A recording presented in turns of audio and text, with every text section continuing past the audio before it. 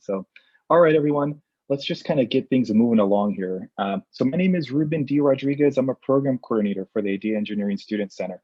Just as a heads up, we are recording this session. I mentioned it earlier, but not everyone was in the room. I want to go ahead and repeat it, that we are going to record it and we're going to post it on the Idea Center's YouTube page. Hopefully later this week. We might need a little bit of time to kind of trim it, to edit it. That goes through our interns, but we'll post it on the Idea Center's YouTube page. Feel free to ask questions in the chat. Feel free to unmute yourself and ask a question out loud if you want to. So either way is totally fine. With respect to the Idea Center and with respect to the agenda, what are we doing today? We're going to do a little quick overview of the Idea Center. I'm going to try to keep it brief. Then we're going to have a Q&A with our panelists. So that includes Serena Khanna from OSTEM, representing OSTEM, Milena Salazar, representing SHIP, and Aaron Griggs, representing SWE. And they were going to have an opportunity to introduce themselves much more formally. Our topic for today's conversation is student orgs. And I hope, with respect to the movie Soul, I hope we get to kind of riff a little bit. I hope we get to kind of jazz with some of these questions and improvise.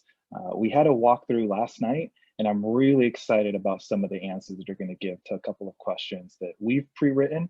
As always, we want to hear from you. So we're more than happy to answer whatever questions you might have. Again, you can use the chat feature to throw some questions in there, or unmute yourself and go ahead and throw some questions out there. So totally fine.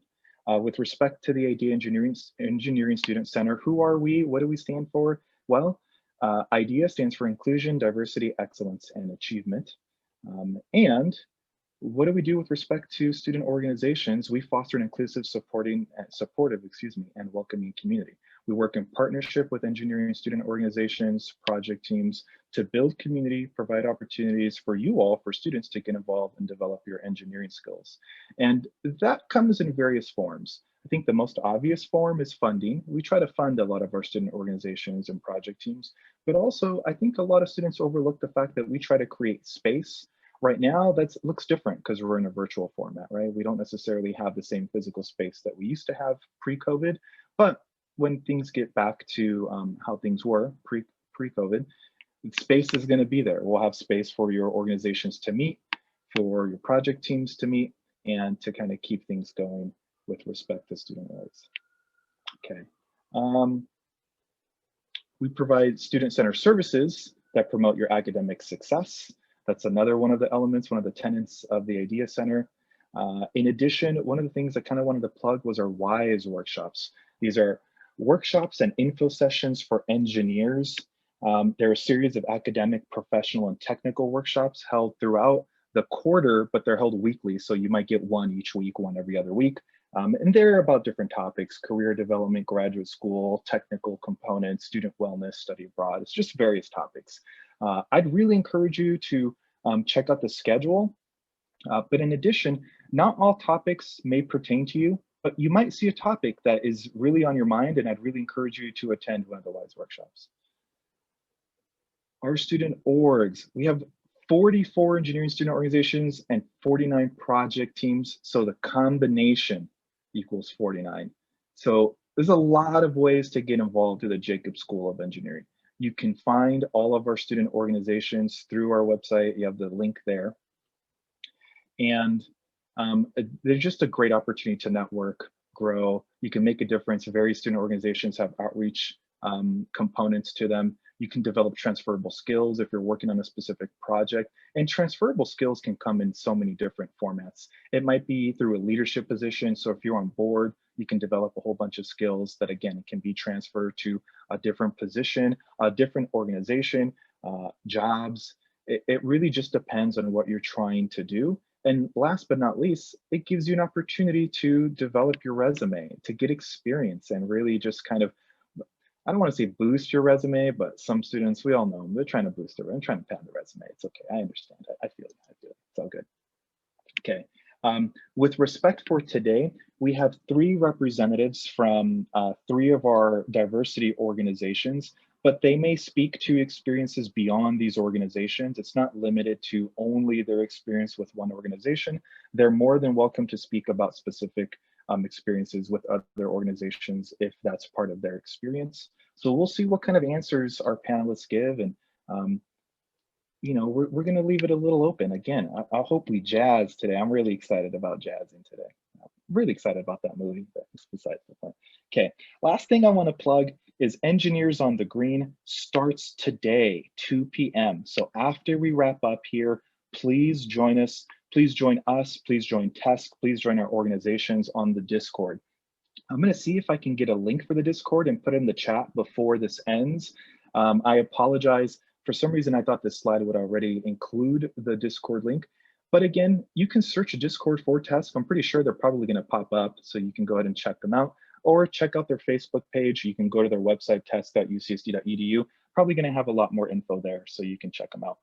But Engineers on the Green is a great opportunity to meet with and connect with various student organizations, various representatives of the student organizations.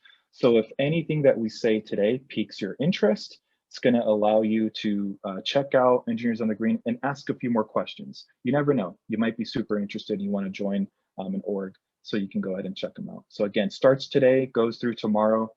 This is kind of like the kickoff event, hence the name Winter Quarter Kickoff Event. And it's kicking off our Engineers on the Green and the opportunity for you all to get involved with student organizations. Sammy, thanks so much. Shout out to Sammy coming through hard with the Discord link. Sammy, thanks for doing my job for me. Appreciate you. Love you so much, Sammy. All right. And last but not least, definitely connect with us with the Idea Centers. There's different ways, our website, we have Instagram, we have Facebook, and we have YouTube.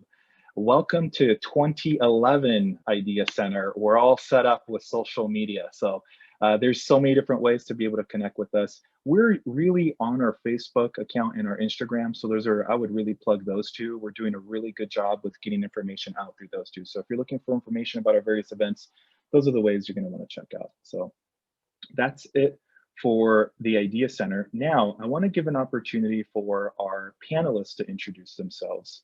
So if our panelists would introduce themselves, and let's do, I'm going to leave it up to you all to introduce yourselves, and let's just go like in alphabetical order. Erin, why don't you go ahead and start? Yeah, so hi everyone, my name is Erin. I use she, her, hers pronouns. I am a computer science major with a minor in design from Marshall College. I'm a third year. I'm currently the Edge Outreach Chair for SWE, the City of Women Engineers. And that is basically a year-long outreach program that's high school to undergraduate mentorship. And I'm currently in Temecula right now. In Temecula. Thank you so much, Erin. Let's go, yeah, Milena, you want to go next? Yeah, for sure. So hi everyone, I'm Milena. I go by she, her, hers pronouns. I'm a structural engineering major. I'm a second year from ERC, and I'm SHIP junior representative. So what that kind of entails is me doing a lot of the retention for our org. So the freshman committee or the mentorship program, or a lot of outreach to local high schools. And I am from West Covina, California, so LA County. LA County, the real valley, as we like to call it, right? Thank you so much, Milena. Serena. Hi everyone, I'm Serena. My pronouns are she, her, hers. I'm a mathematics and computer science major. I'm also second year in ERC, and I'm the junior VP external of OSTEM. And I'm actually from Pleasanton, but right now I'm in San Diego. Representing two areas, right? North and South California. So thank you so much, Serena. At this moment, I'd like to kind of throw something out for our audience, our participants. So we've been debating a whole bunch of different things on how to gauge personality. We had a nice, long, engaging conversation last night about how can we learn more about our participants. So what we want to do is in the chat, if you can, type in, if you were a kitchen utensil, if you were a kitchen utensil, which kitchen utensil would you be?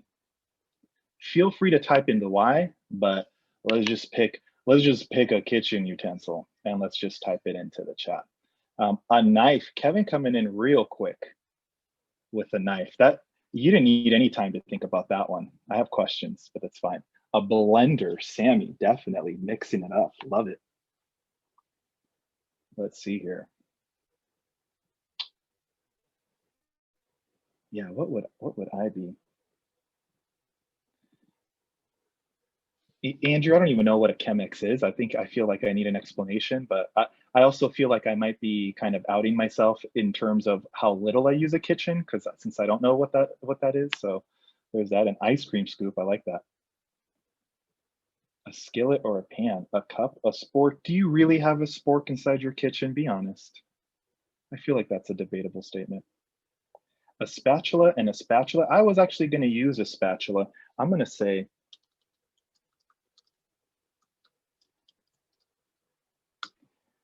heck yeah, I have a spork. That's a great answer. I'm a metallic spatula. I feel there's only a little bit of flexibility. You know, the plastic ones melt over time. You know, well, if you cook how I cook, they melt over time. I guess if you're just a regular cook, they don't melt over time. Pretty good. A measuring cup. I like a whisk. A whisk. How unique. I like that. Also mixing it up. I wonder what the difference is between a blender and a whisk then, with respect to personalities. It's pretty good. Let's see. I feel like we're missing a lot of people here and what they would be in a kitchen utensil. So, lazy hardworking. That's great. That's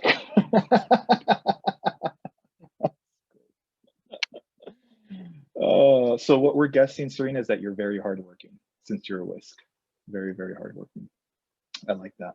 All right, take a couple of, I would say a couple more seconds. See if we can get any more responses with respect to what they'd be, what you would be if you were a kitchen utensil.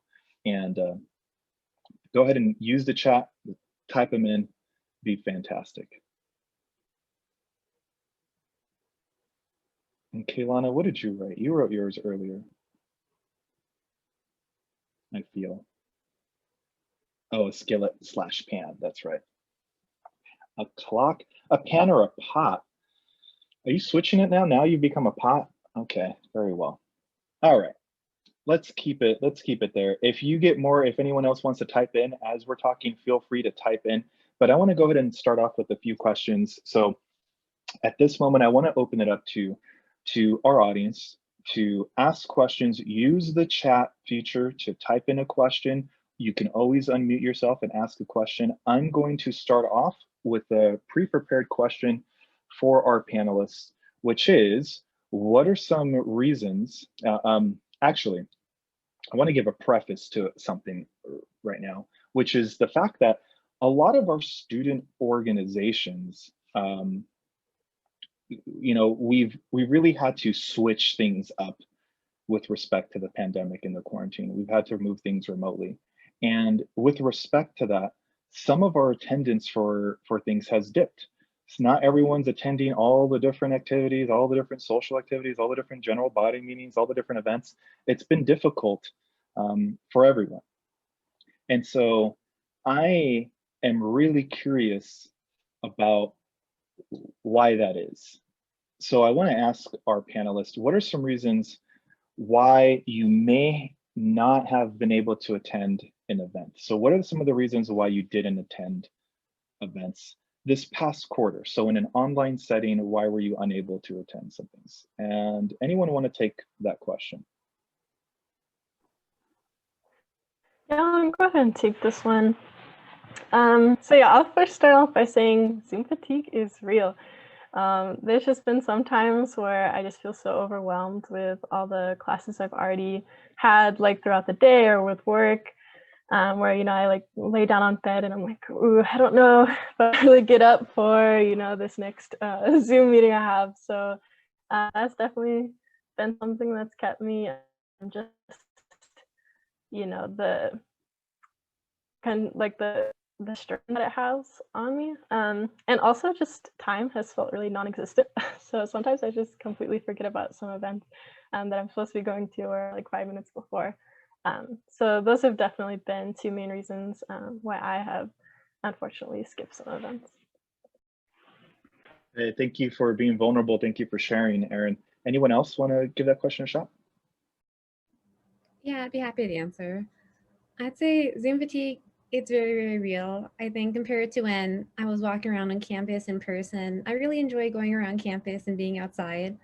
But when you're in meetings every day and they're back-to-back meetings and most of your interactions are online, it can be hard to go to events for orgs, especially if you maybe don't know that org too well, so you don't feel like you're missing out on too much.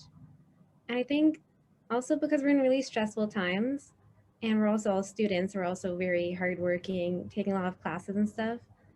Sometimes I don't go to events because I think I just need to take some time off from the rest of the day and just chill, relax, and do nothing. Need some me time, definitely. Yeah, thank you, Serena. Milena, you want to add anything? Yeah, I would add that, like, yeah, I agree with y'all about Zoom fatigue. It's really exhausting. And also, kind of like, in another way, it's also just like going to the same meetings and kind of having the same like icebreakers of like Pictionary. And it just gets kind of tiring of like having that order. Um, and it just gets kind of shy just going because you don't even know a lot of people there sometimes, or you don't even know how people are going to show up. So it's like, what if it's just me and like another two people, and it's just like super awkward. Like, I don't want to go. And also, like, my bed is over there. Like, I'd rather take a nap, and all that always happens to me personally. So those are reasons why I haven't like been able to go to some stuff.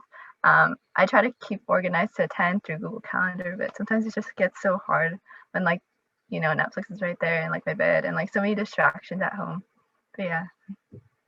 Yeah, that's funny. Thanks for sharing, Milena. You just sparked something, which is, I suppose I should give a shout out to everyone in attendance then. Thank you all for taking a risk and attending this event, because some of you may have thought, who knows, what if there's only one person at this event? Then I'm going to need a dip. But you took that chance anyways, and you showed up. Also, yes, the gift card is a true incentive. We are giving some gifts away. Shout out to Jenny Miranda, my supervisor. She said, let's give some gifts and incentivize people to attend. So we have a couple of different gifts we're going to give. I think it's going to be random. I do believe you have to attend the majority of this presentation. And then I also think if you attended the event on Friday, there's like an additional raffle for people who attended both events. So we did not forget. I want to go ahead and make sure I plug that in to remind you all. So thank you, Kevin. But definitely, if you attend an event, or if I attend an event and there's only 3 people, oof, I'm gonna have to turn my screen. I might have to turn my screen. People are gonna see my face. What am I gonna do? Holy moly, that's stressful. But yeah, it's different than being in person, right? Definitely. That human connection is definitely lost. There's like the inability to go in and catch up with people and chat with people and, hey, how you doing? How you been? And all that stuff. You come in and, like Milena said, there's a lot of the same icebreakers, which leads me to my next question. How have some of your orgs adapted from being in person to working remotely to being online? Anyone want to give it a shot? Milena, you unmuted yourself. Yeah. I can answer this one. So I think my org, so SHIP, speaking on behalf of SHIP, we've done a lot of just transitioning online, obviously like Zoom meetings and all that. So we try to change the structure a little bit so it's not as tiring as it usually is, like if you go to the same Zoom meeting. I also feel like we've done a really good job of just like trying to transition, like even our outreach events, like we've been consistent of having them, even if it is online. We've been trying to find ways to like outreach to other communities who may not have like good internet, just like trying to find a way for it to make it work more than anything. And we've also been a lot more intentional about like inviting people, because like, you know, when we were in person, it's like, oh, you see someone walking to class, come to SHIP, and you can't really do that anymore. So we're really intentional now about like texting to friends to like invite them to SHIP, or like emailing them throughout the week and staying like connected. And we've also had a lot more programs this year for like members of SHIP to get to know each other, instead of like with mentors, also just like fellow mentees and stuff. And I feel like that's been really helpful because then they get like a bigger community. Awesome. Thank you. Thank you for highlighting that. I didn't even consider the subtle difference in, we used to be able to pass by and see each other, remind them at the last minute about like, hey, are you on your way to this thing? I've had many students tell me about an event last minute and I was like, I'll pop in for 5 minutes. Sure, why not? And now, like you said, yeah, that really doesn't exist. So thank you for that, Milena. Anyone else want to talk about how their organization has adapted to being online? Yeah, sure. For OSTEM, we've been really trying to just, of course, try to battle the whole Zoom fatigue thing. So we started hosting more events on our Discord, and there's less pressure to show your camera. Because I know sometimes if I go to an event and I feel pressure to like turn on my camera, then I might not go to the event at all. But instead, by holding more informal things on Discord, hosting things like game night and coffee, it just helps create kind of an environment where people can just chill out after a long day of Zoom meetings and class and all. And we're actually hosting our first GBM on a on the weekend on the upcoming Sunday because I know a lot of people are busy during the weekdays. So hopefully on Sunday people are less busy and they can come. Awesome, thank you, Serena. So getting creative with the dates in which everyone's trying to gather might be another format. Layla's got a question in the chat. I'm going to take this question, but I'm also going to throw something back out to the audience, which is, what could student organizations do better to incentivize you all to attend more events? So if you have any ideas, feel free to throw it in there. And I'm kind of twisting Layla's idea, which I'm going to assume, Layla, if they gave scholarships, that might incentivize you to attend some of the events. But with respect to your question, it depends on the student org.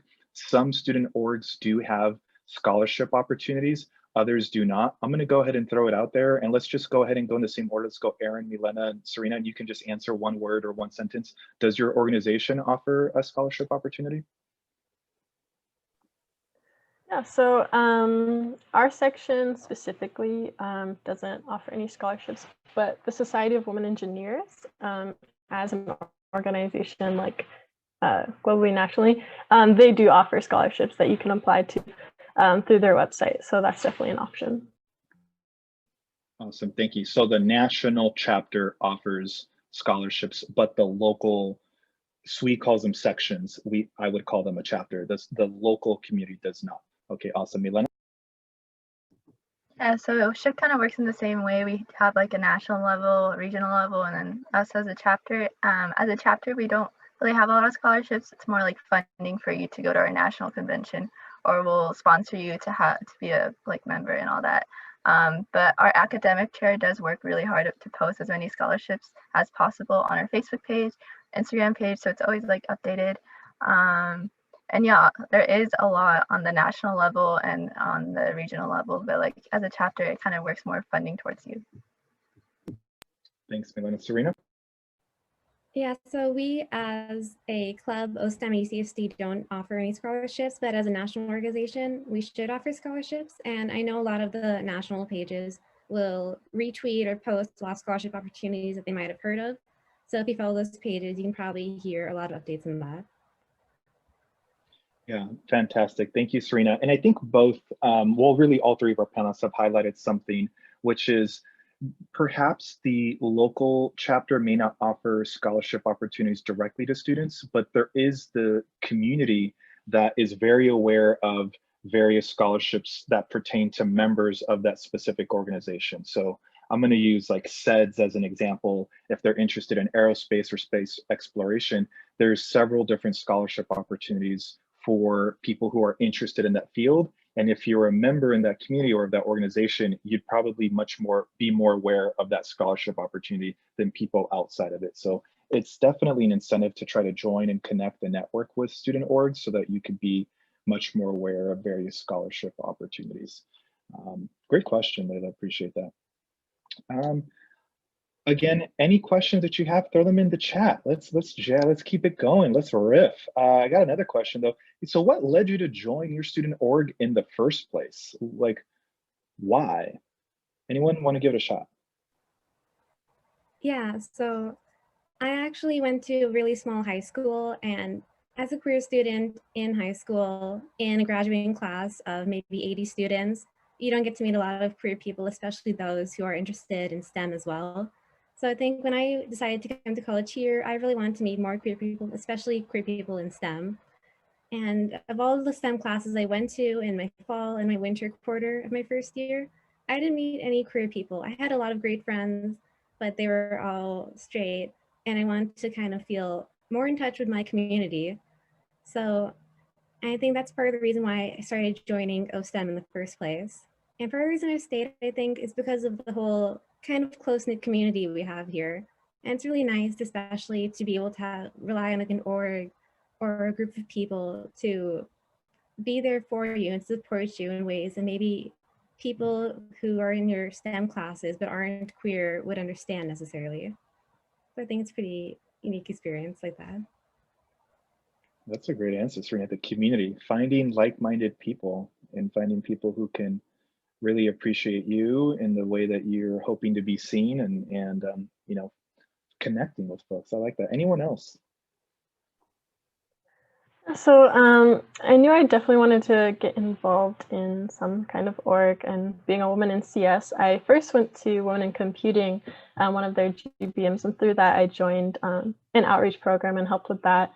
And through that program, I met one of the SWE outreach chairs, and she really encouraged me to go to a SWE GBM. But at that time of the first year, I really didn't even know if CS was the right major I picked, so I didn't even consider myself an engineer. And so I was like, I don't know if I should even go to that. But I ended up going because she really encouraged me. And just right away, like everyone was just so welcoming. Everyone was saying hi and like asking me how I was doing. So I just like right away, I just felt so welcomed in that community and was so glad that I went. And since then, I've just found like more and more friends through that. And it was really great.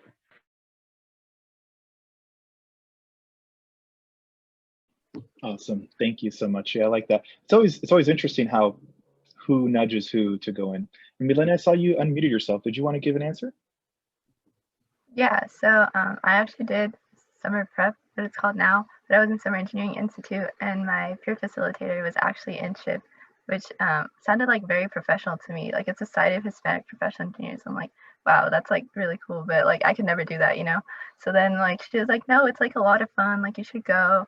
And then my friends were like, oh, we'll go if you go. And then like we all went to like the first one together. And it was really fun and welcoming, as like y'all mentioned, for your orgs. It was welcoming to me, and I felt so included, and I felt like there was opportunities for me to grow, like academically, professionally, and socially, with like the freshman committee that they have, or just like a lot of outreach programs that they did. And I felt like it was a good place for me to like start meeting new people and just like having that professional development that I didn't get like anywhere else that I felt comfortable with. Yeah, thanks for that. Summer prep, what used to be the Summer Engineering Institute for our transfer students, transfer prep. So I think anyone who's participated in any of those three programs is probably aware of our various student organizations. But that key difference, having friends that say, I'll go if you go, that makes a huge difference. And in a remote setting, that probably isn't happening as much as it used to. So we might need to have a chat with our presidents about incentivizing students to come as individuals. Maybe if someone comes alone, they get some type of prize or something. That might be worthwhile. We'll see. But yeah, that's a big piece, having people to attend with, because attending alone, we can never go somewhere alone, right? That's too weird. That's gonna be way too weird. Thanks for the response, Milena. Next question, and again, I have prepared questions, but for our audience, if you have any questions, feel free to throw them inside the chat. But the next question is, how have you benefited from your org? And I'm gonna leave that question a little bit vague so our panelists can interpret the word benefit as they see fit. But how have you benefited from your organization? Anyone want to give an answer? I'll go ahead and take this one first. So first of all, definitely the SWE swag repping right now. That's been really cool to begin from this org. But even more than that, I've definitely just found a really great community within this org, and actually meeting other women in engineering. Like I mentioned before, I was just very nervous about even being an engineer in college and wasn't even sure if it was right for me. So this org definitely helped me find a place and actually helped me consider myself an engineer. So that's like just definitely been great in growing my confidence. And more than that, just the professional development and leadership skills I've gotten from, joining like different committees that the org has, and just meeting the people. I've just definitely grown just in like even just speaking skills and things like that. So it's definitely helped me grow as a person and meet new people. So it's been amazing. Awesome, thank you. And we have a question in the chat. I want to go ahead and open it up to other panelists and then circle back to the question in the chat. So does anyone else want to give an answer to this question? Yeah, I'd be happy to answer. And I think I really benefited from OSTEM in seeing how being queer in STEM is kind of a viable option. And I know I've talked about this before, but as a queer youth, it's kind of hard sometimes to see how your future and your identity can be together in like your career, because especially STEM fields are so logical, and identity, especially queer identity, can feel sometimes illogical, and sometimes it's hard to bring them together. And I think a lot of people who are queer and in STEM sometimes feel the same way. We don't always have the same role models to look up to. We don't always have like maybe queer scientists who are out there making innovations. And I think, STEM, I really have gone to see my future a lot more by meeting people who've already completed their undergraduate career. And when we were at GBM's last quarter, actually, we got to meet queer professors, and that was really cool because I actually met a couple of them, and it's really interesting to see how their career has like evolved and how comfortable they are in the professional world, being both queer and in STEM, especially in an industry that might not always be so friendly to them. Yeah, great insight, Serena. And I'm gonna, let me just go ahead and toss this one back out to you, Serena, which is, do you prefer the community aspect or the professional development opportunities with respect to your org? I'd say this is a hard question for me to answer because I actually joined OSTEM professionally first, in that I joined the web development committee first in March of 2020. And I really enjoyed that. But the reason I think I stayed is because of the community aspect, because I really enjoyed making friendships with other people on the web development committee. So shout out to Devin and Allison.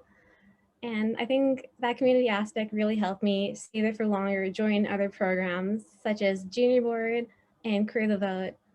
So I think I prefer the community aspect for me.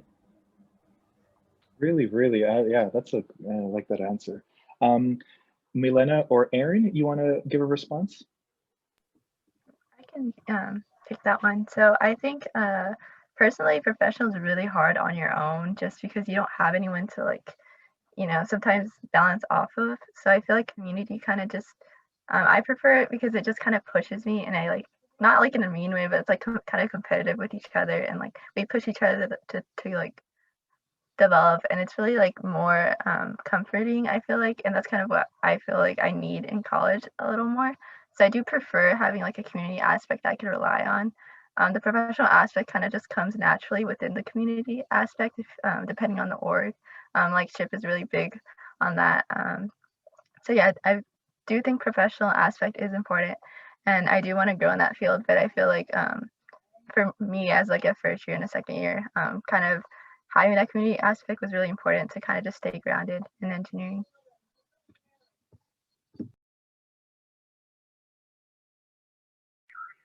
Sorry, I was on mute. Started making a little sentence, or I thought I was making a sentence only until I realized that I was on mute. But yeah, thank you for that, Milena. Both are really interesting because sometimes students join for the professional reasons but stay for community, and it's really hard to figure out, why someone's a member of an organization, because it all starts to blend together. The professional overlaps with the community is leading into the professional component, and so it's all kind of starts to become one thing. So yeah, it's yeah, super duper interesting. Next question. I'm really curious, and I think some of our some of the students in attendance are curious about time commitment. And I think they're curious because it's one thing to do it in person, it's another thing to do it remotely. So how much time do you put towards being a member of your organization? And Milena, since you were responding, do you want to just go ahead and go next? Yeah, for sure. So of course it kind of differentiates since I am a board member. But last year when I was not a board member, it really was how much I put in, I got out. So if I like went to like the freshman committee meetings, and I learned like it was worth it. So the time commitment is kind of more flexible. So like as much as I put in as a time, like I would benefit with something. But again, there's like no pressure if you can't make it to anything. Like obviously academics come first. And now as like a board member, it kind of does take a little more of a time commitment, but it is something that I really like doing. So it doesn't feel like pressured or like any like, I don't know, it doesn't feel like a harsh time punishment, if that makes sense. Like it feels like it comes naturally. I would say like we do have our bi-weekly meetings, so I kind of like, I don't know, I kind of like flow it because we have our meetings like on the even weeks, and then like kind of on the odd weeks, that's where I do more of work of like my freshman committee or my mentorship program or outreach events during the like odd weeks, and then even weeks we kind of prep for our GBM. So it all depends how you want to run your time commitment, but it's very flexible. Nice, awesome. Anyone else want to respond? Yeah, I'll go ahead and take this one. So yeah, as Melina mentioned, like I think it definitely differs since I'm a board member now. So on a given week, I could have an hour board meeting, then an hour for a committee meeting I'm leading, and then 1 to 2 hours for an outreach event that happens that week. And then if I have to go to another SWE event to support another board member, you know, that's maybe another hour. And then however many more hours I spend prepping for all those events and things like that. But like for anyone that just wants to join, SWE does not require you to attend a certain amount of events. If you can just show up, if one of them sounds interesting to you. We do have a membership based on a certain number of hours for you to get like a free t-shirt and voting rights and things like that. But in no way do you need to like commit as much time as I am, for example, to show up to any of our events. So we're completely welcoming to however much time you want to give to the org, for sure. Thanks for that, Erin. And you kind of actually sparked a question I have, which is like, what do people need to apply? And I'm curious, I identify as a male, and so I'd be curious about whether or not I would be able to join SWE. Like, is there an application process? So I'm just gonna go and throw it out to all panelists with respect to your organizations. Did you need to apply to join your org? I know some orgs do, some orgs don't. So anyone wanna answer that question? Yeah, sure. So for OSTEM, to be a member of OSTEM, all you really have to do is support our mission and attend whatever events appeal to you. And our mission specifically is to empower LGBTQIA+ individuals in STEM with personal and professional opportunities, a comprehensive resource network, talent, leadership, and activism. So you don't necessarily have to be LGBTQIA to be a member of OSTEM.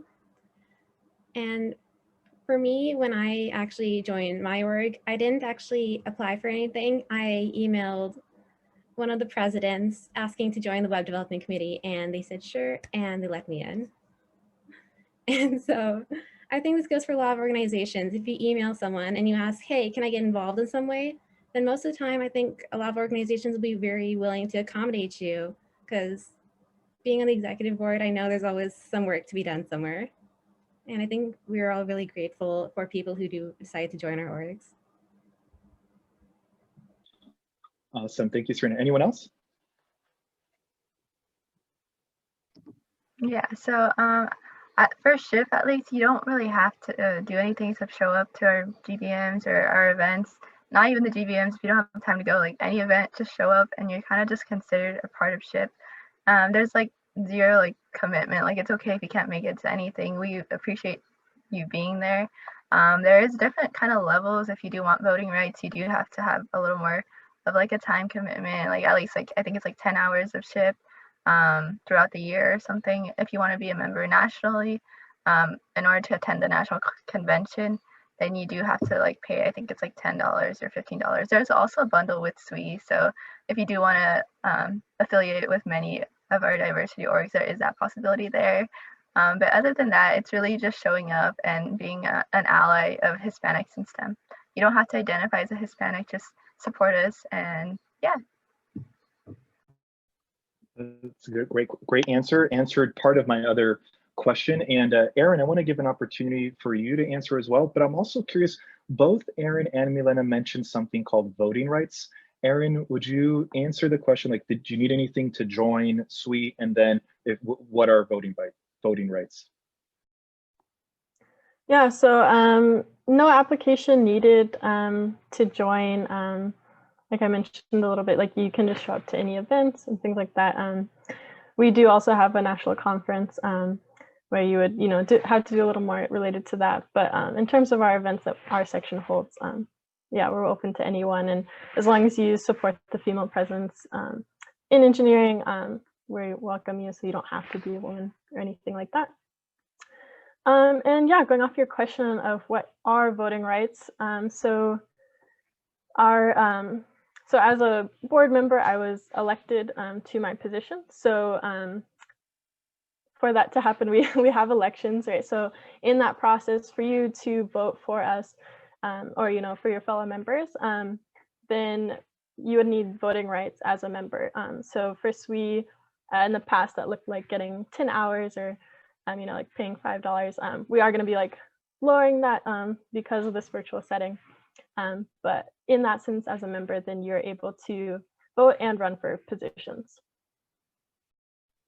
Awesome, thank you, Aaron. So it gives an opportunity. Voting rights are basically kind of what they sound like, right? I guess it's like for members to be able to vote and elect various people to positions within the local chapter, within their or local section, I guess.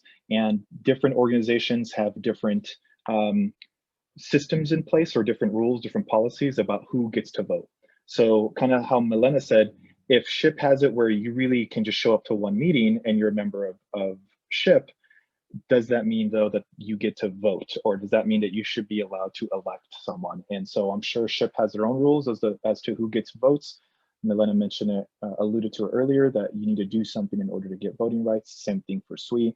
I would assume similar process for OSTEM, and several of our organizations have their own rules and policies in place. So it's something to consider. Some of you are thinking, let me just join, I'm gonna worry about voting later on. That's all more power to you, it's totally fine. So it's just something to consider though, if you're thinking about ways to kind of get a little bit more involved with an organization.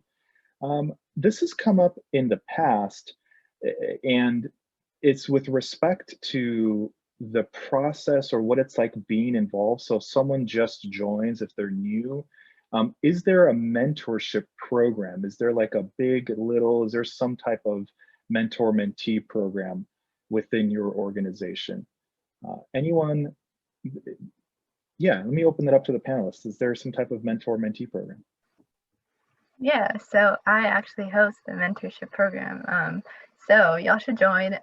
Basically, I have a lot of different ones, but if you're looking for a mentor who's your same year, or not your same year, but your same major, or just kind of like a friend that's like a little older, like that type of mentorship within our chapter, we have that called mentorship, because like ship and mentor, So yeah, join. You just fill out an application. It's super fun.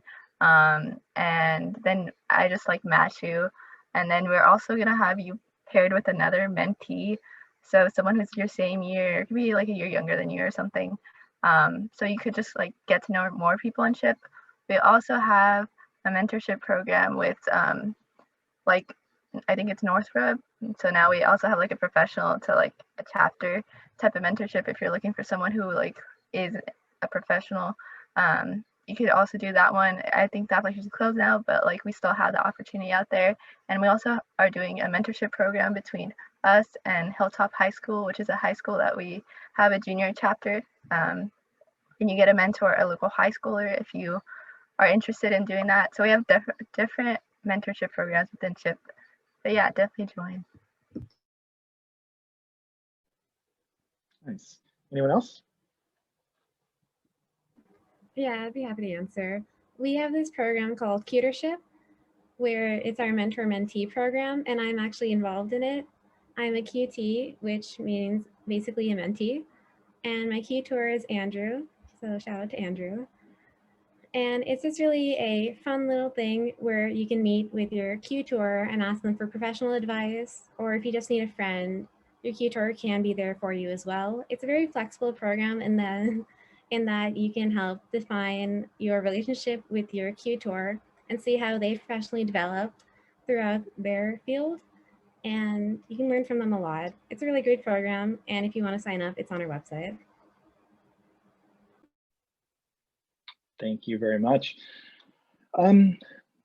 This seems like a direct question, but I feel like it's always so complicated with respect to like, why is it important for students to get involved in a student org? I mean, that's kind of one of the main reasons why we're all here today. Why? What are the benefits? Well, what are the benefits of a mentor-mentee program? But so why is it important for students to get involved in a student org? Anyone want to take a shot at that question? Yeah, so I can answer that one. I think not only is like the community aspect a big one, like it's really helped me be interested in a lot of new things that I wasn't like interested in. Like, I don't know, like that professional development was really big on me because I was like scared to do interviews. I was scared to like talk to recruiters, and they kind of like facilitated that for me a little bit. Also like getting interested in research, just knowing people who are older, who are in my same major and same interests is like really nice. And it's really nice to have a Hispanic community. Just because like I grew up in a Hispanic household, and like it's really cool that, oh, we have like the same childhood in a way, or we listen to the same music like at home. Just like the little things that like I know when I lived on campus, it was like kind of scary, just like moving to San Diego from LA. So it was really nice to have that community, especially now online. It's still kind of the same vibe. Like I'm so like at home. That's really nice to just talk to people and rely on them, seeing them like once a week or twice a week. Like it's super nice. And of course, like the professional aspect is so important. Just because I feel like I don't really grow that way in other orgs that I've been to, and SHIP does a really good job at doing that. And they also help me a lot academically because like people in the org have taken my classes, or they could like help me with my 4-year plan. It's just like really nice to like rely on people. Anyone else? I'll go ahead and answer for this one. So yeah, I think definitely the community aspect is really important and has been definitely most impactful for me, just because of how nervous I was to be a CS major. But on top of that, just the like all of the ways that you can get involved in just a single organization, and like the skills that you can develop through those. So just for example, for SWE, we have professional development committees, outreach committees, we have a mentor-mentee program, we have all the socials, so you can, develop professionally, and then also just like in, your interactions with other people and things like that. So it's just even just given me so much to talk about, even just putting on my resume, all those different aspects, with all the different questions that come up, I'm like, oh, well, just the other day, like I was whatever. So there's just a lot of opportunities with getting involved, a lot of ways that you can find yourself in an org. So even if you go to one type of event and you don't really vibe well with that, there's just a lot open for you to find yourself with. Thank you. Yeah, there's so many different reasons to get involved with student orgs, especially in a remote setting. There's got to be so many more opportunities students need to be able to find and connect with to take advantage of UCSD, and student orgs are just one of them. If you don't like a student org, check out another one. Hey, that's why there's 49 different student orgs and or project teams. So feel free to kind of check out a whole bunch.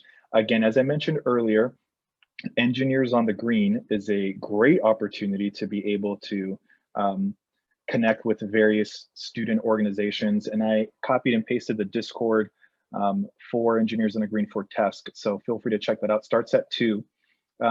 But if students don't have, if our audience doesn't have any other questions, I have one last question to ask of our panelists. Again, feel free to add any additional questions. We'll be here, we'll be hanging out for a little bit, pretty much all the way up until 1 or until 1:10. I know the flyer said until 1:30. I padded the time in the event that we had a lot of questions and people really wanted to get a lot of answers, but we'll really just be here until about 1:05, so we're not going to go all the way to an hour and a half.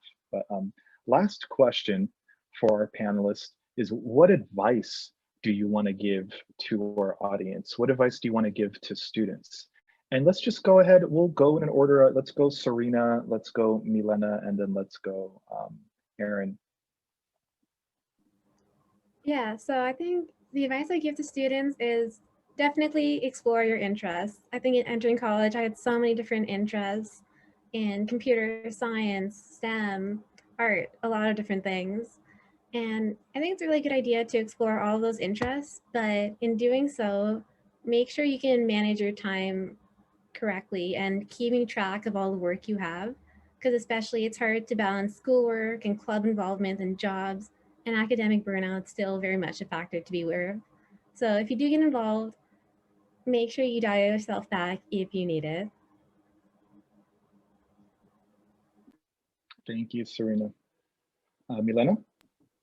Yeah, so I think the biggest advice is like, don't force yourself to like an org. If you don't like feel like you fit with it, like it's okay. Like there's other ones like Ruben mentioned that might be a better fit for you. Like don't force yourself to go to one because you think you're gonna enjoy it and like have that same cycle of you not enjoying it, because there's like literally no passion for you to do that. So I feel like if you don't like it, try a new one.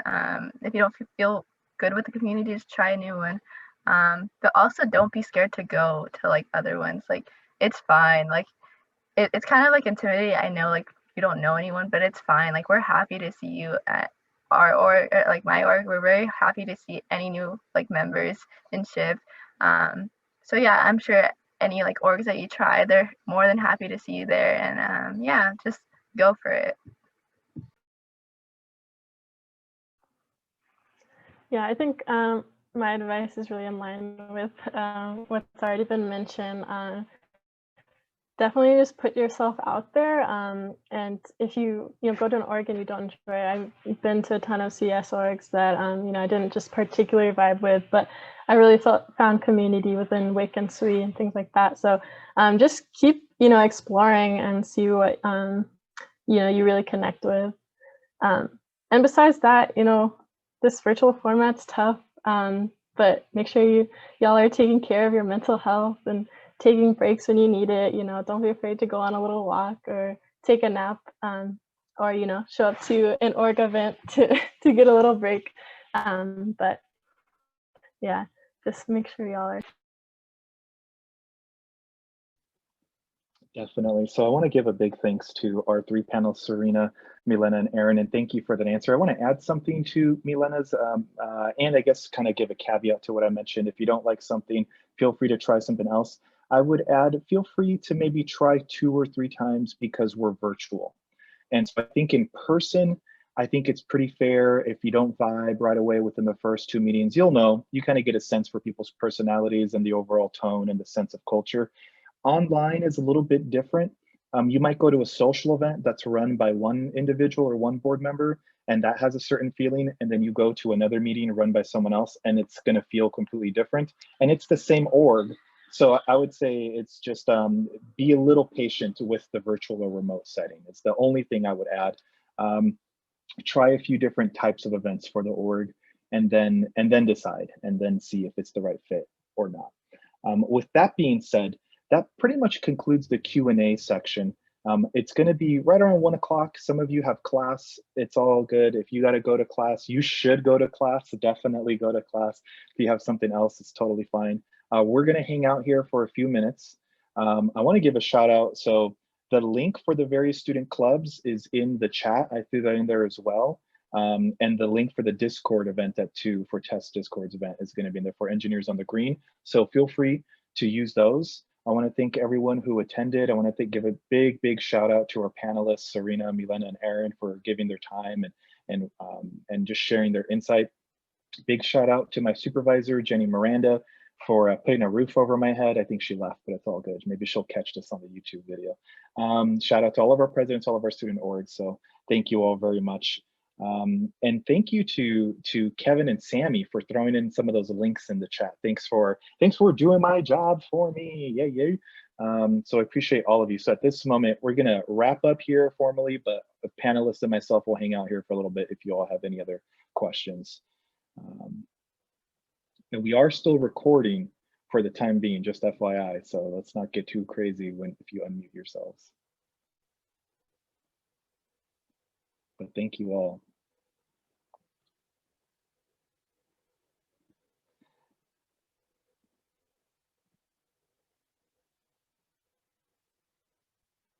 All right. Thank you all very much. I'm going to stop recording so that this can we can wrap it up nice and neat on the 1 hour mark.